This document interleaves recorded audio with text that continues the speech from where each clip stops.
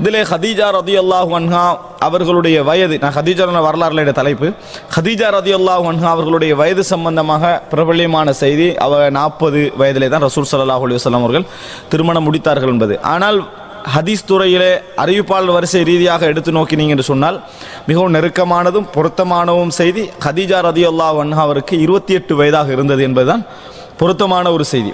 வரலாற்றை நாங்கள் பார்க்கிறோம், 2 செய்தி வருது. ஒன்று, ஹதீஜா ரதியல்லாஹு அன்ஹாவுக்கு 40 வயது என்றது. இந்த 40 வயது என்றதை அறிவிக்கக்கூடிய வரலாற்று ஆசிரியர் யாருன்னு சொன்னால் வாக்கிதி என்றவர் அறிவிக்கிறார்.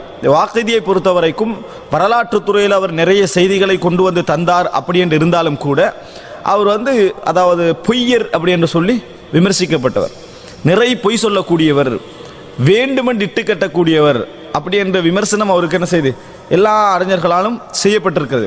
வரலாற்றில் சில இடங்களில் அவரை தவிர்க்க முடியாமல் பயன்படுத்துவார்களே தவிர மற்றபடி அவர் ஒரு பொய்யர் என்பதில் முரண்பாடு அறிஞர்களுக்கு மத்தியில் இல்லை. அவர் வழியாகத்தான் இந்த செய்தி வருகிறது. சரி, அவர் வழியாக மட்டும் அந்த செய்தி வந்திருந்து வேறு எந்த செய்தியும் வரவில்லை என்று சொன்னால் ஓரளவு அந்த 40 நம்ம ஏற்றுக்கிறதுல இந்த பிரச்சனை இல்லையே அப்படின்னு ஏற்றுக்கொண்டு என்ன செய்யலாம், போயிருக்கலாம்.